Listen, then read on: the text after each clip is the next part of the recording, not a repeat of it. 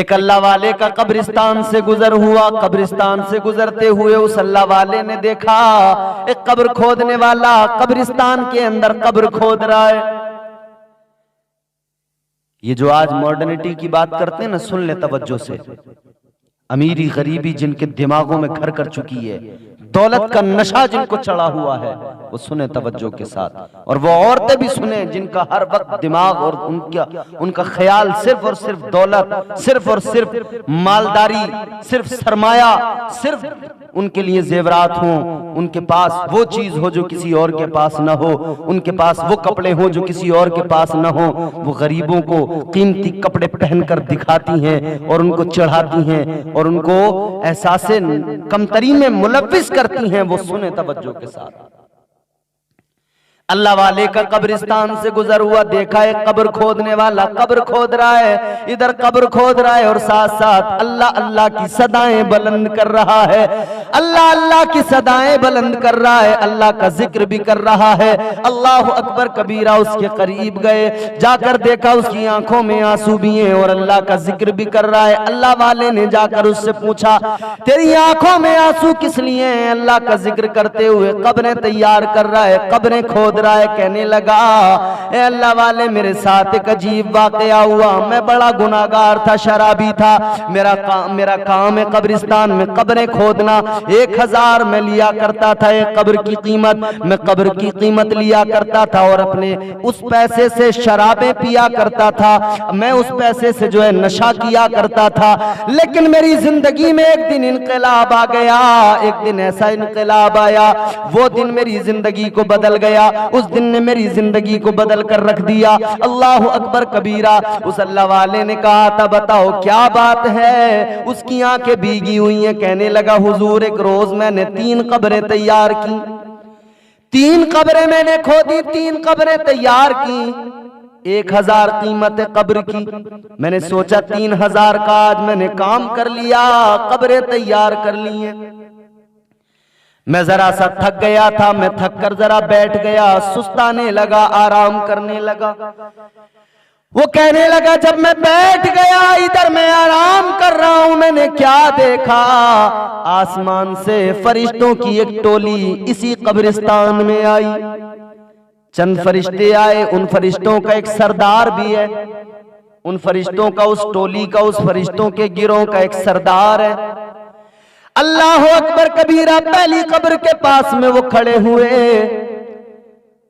तो उस टोली के अंदर किसी फरिश्ते ने अपने सरदार से पूछा था, ए सरदार, ये बताओ इस कब्र के अंदर कौन दफन होने वाला है और उसके साथ में क्या सुलूक किया जाएगा, उसके साथ में क्या सुलूक करना है? जब इतना मालूम किया तो वो फरिश्तों का सरदार जो उस वक्त में टोली थी, उस टोली के फरिश्तों का सरदार कहने लगा, वो फरिश्ता कहने लगा, ए फरिश्तों सुनो, इस कब्र में जो दफन होगा वो कोई गुनाहगार नहीं बल्कि जन्नती दफन होगा।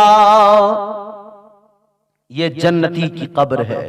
अल्लाह अकबर कबीरा। फरिश्ते खुश हो गए, दूसरी कब्र के करीब गए। कहने लगा, मैं देख रहा हूं, सारा मंजर मेरी निगाहों के सामने है। दूसरी कब्र के करीब में जाकर फिर किसी फरिश्ते ने पूछा कि इस कब्र के अंदर जो दफन होगा उसके साथ में क्या सुलूक करना है?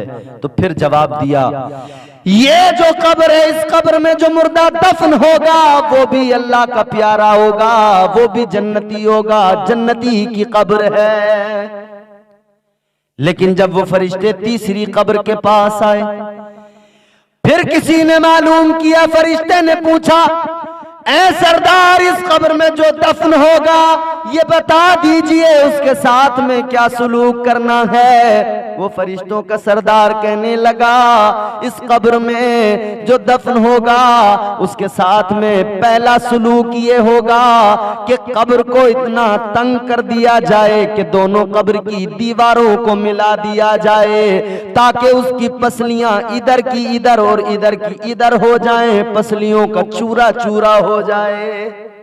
अल्लाह अकबर।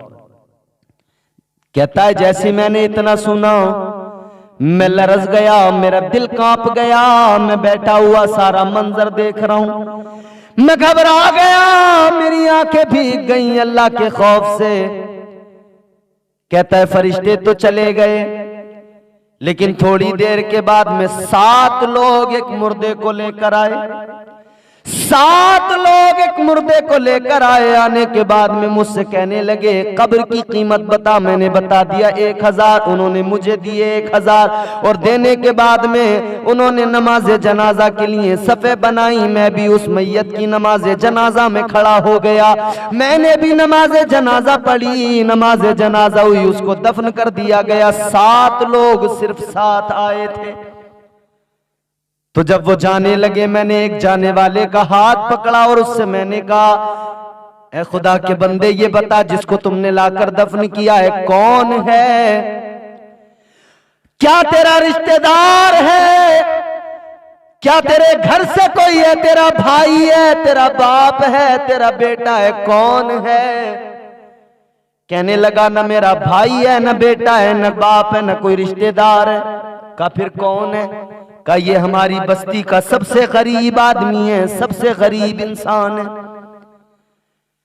का इसको तुमने लाकर दफन किया है। 7 लोग आए, बाकी बस्ती के लोग क्यों नहीं आए? वो कहने लगे ये हमारी बस्ती का सबसे गरीब आदमी है। गरीबों के जनाजों में मालदार कहां जाते हैं? और आज भी हम देखते हैं अमीर का जनाजा हो, चाहे जितना बड़ा गुनाहगार हो, लोग दौड़े दौड़े आते हैं। उसका बेटा मुझे देखेगा खुश होगा, मैयत में बाप की आए थे, उसका घर वाला कोई देखेगा खुश हो जाएगा, हमारे घर आया था। लेकिन गरीब के दरवाजे पे कोई नहीं जाता, झिड़क दिया करते हैं, कहते हैं उस गरीब की मैयत में कौन जाएगा। कहने लगे कोई अमीर बस्ती से नहीं आया, हमने देखा ये गरीब जरूर था मगर इसने अपनी जिंदगी इस हाल में गुजारी, झोपड़े में रहता था, सब रात को सोते थे, इसके झोपड़े से अल्लाह अल्लाह की सदाएं आती थी। ये रात भर अल्लाह की इबादत किया करता था, जिक्र खुदा में मशगूल रहता था। अल्लाह अकबर कबीरा। कहने लगे मैंने जिससे मालूम किया था, जब उसने ये सारी बातें बताई, मैं उससे कहने लगा ओ इंसान तुझे मुबारक हो, तूने एक जन्नती को दफन किया है। तुझे मुबारक हो, तूने एक जन्नती की नमाज जनाजा पढ़ी है। तुझे मुबारक हो, तुमने एक जन्नती के कफन दफन का इंतजाम किया है। अल्लाह अकबर। कहता है वो चले गए, एक कब्र में मुर्दा दफन हो गया, जन्नती। अल्लाह अकबर। दूसरी कब्र है, तीसरी कब्र है। 4 लोग फिर एक मैयत को लेकर आए, एक जनाजे को लेकर आए कब्रिस्तान में। आकर मुझसे कहने लगे कब्र की कीमत बता। मैंने बताई 1000। कब्र की कीमत अदा की। उसके बाद में उन्होंने नमाज जनाजा के लिए जैसे तैयारी की, मैं भी खड़ा हो गया, नमाज जनाजा पढ़ी है, उसको दफन किया है। उसके बाद में मैंने फिर जाने वाले की कलाई को पकड़कर पूछा था ओ इंसान, ओ खुदा के बंदे ये बता कौन है जिसको तुमने लाकर दफन किया है? क्या तुम्हारा कोई अपना है, कोई तुम्हारा रिश्तेदार है, भाई है, कौन है, कोई अजीज है? कहने लगे न कोई रिश्तेदार है, न कोई अपना है, न कोई अजीज है, न कोई इससे रिश्ता है। रिश्ता बस इतना है कि ये भी मुसलमान, ये भी मोमिन, हम भी मोमिन। काफिर कौन है, कैसे जानते हो? वो कहने लगे ये हमारी आबादी का रहने वाला नहीं, हमारी बस्ती का रहने वाला नहीं, ये मुसाफिर है, ये सफर के आलम में था, इसने खैमा लगाया हुआ था, सफर के आलम में खैमा लगाया।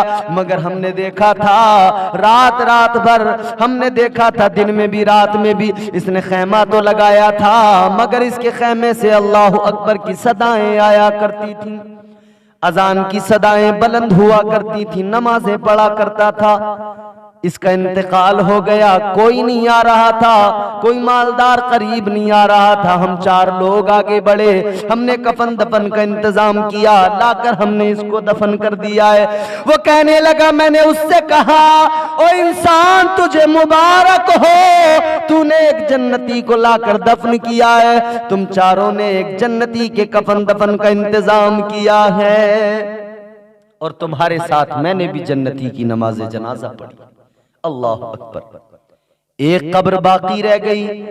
कहने लगा थोड़ी देर के बाद में एक बड़ा हुजूम आया, एक मैयत को लेकर हजारों लोग आए, एक बड़ा हुजूम आया, कब्रिस्तान में जगह बाकी न रही।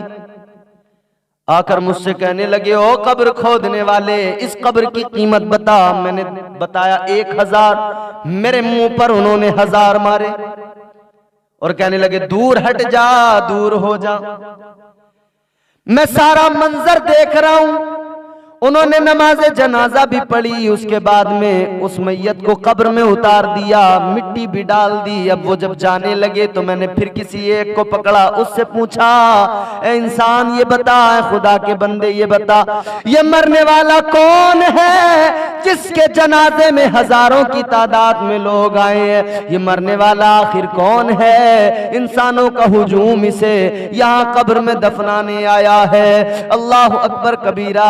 वो कहने लगा तू नहीं जानता, ये इस बस्ती के सबसे अमीर आदमी की बीवी है।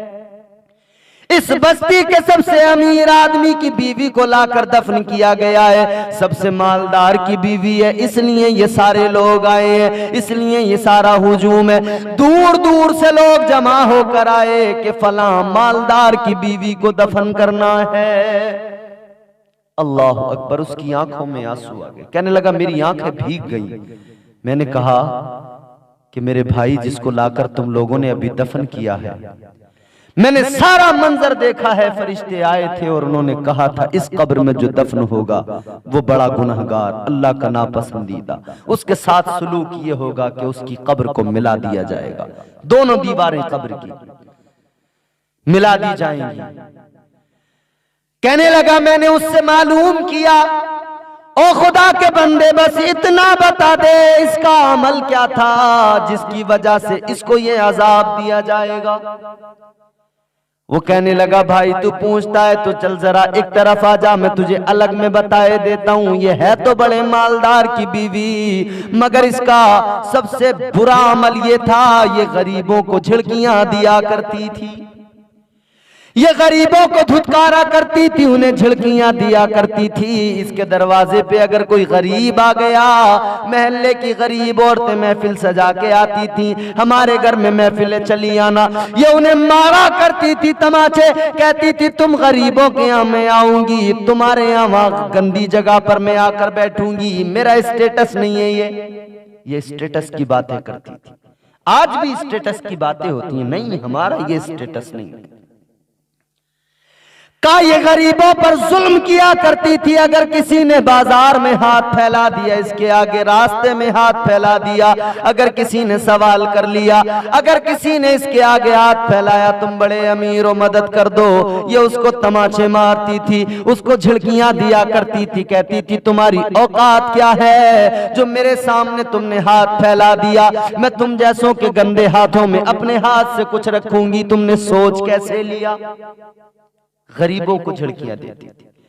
कहने लगा कीमती कपड़े पहनकर गरीबों को दिखाया करती थी, इतराती थी, वो गरीब आंसू बहाया करते थे। कीमती चप्पल पहनकर, कीमती जेवरात पहनकर उनकी नुमाइश किया करती थी, बेपर्दा रहा करती थी, बाजारों में घूमा करती थी। अल्लाह अकबर कबीरा। वो कब्र खोदने वाला आदमी, वो कब्रें तैयार करने वाला आदमी, जब उसने इतना सुना तो ज़ारो कतार रोया। अल्लाह वाले से कहने लगा सुनो वो दिन है और आज का दिन है, मेरी जिंदगी बदल गई। उस दिन से मैंने शराब पीना छोड़ दिया, नशा करना छोड़ दिया, दिल में अल्लाह का खौफ पैदा हो गया और उस दिन से मैं अल्लाह अल्लाह में लग गया, अल्लाह का जिक्र करने लगा। हर वक्त उसके खौफ से आंसू बहाता हूँ, हर वक्त रोता हूँ, मेरे बड़े गुनाह हैं, हर वक्त तौबा करता हूँ कि मेरा रब मुझे मुआफ कर दे, परवरदिगार मेरी खताओं को बख्श दे। अल्लाह अकबर कबीरा। मेरे अजीजों अब जरा तवज्जो करो, वो औरत जो गरीबों को झिड़कियां देती थी, वो औरत जो स्टेटस की बातें करती थी, वो औरत जो बेपर्दा घूमा करती थी, उसका हश्र क्या है कि फरिश्तों ने पहले ही बता दिया इसकी कब्र की दीवारों को मिला दिया जाएगा। ऐ मेरी माओ बहनों गौर करो और अपनी तर्ज जिंदगानी को बदलो। अपनी तर्ज जिंदगानी को, अपनी रविश को बदलो। खुदा की कसम तुम अपने आप को बदलोगी, इनकलाब आ जाएगा। एक औरत बदल जाए पूरा घर बदल जाता है, एक औरत बदल जाए तो पूरे घर के अंदर इनकलाब आ जाता है। इसीलिए घरों के माहौल पर तवज्जो करने की जरूरत है।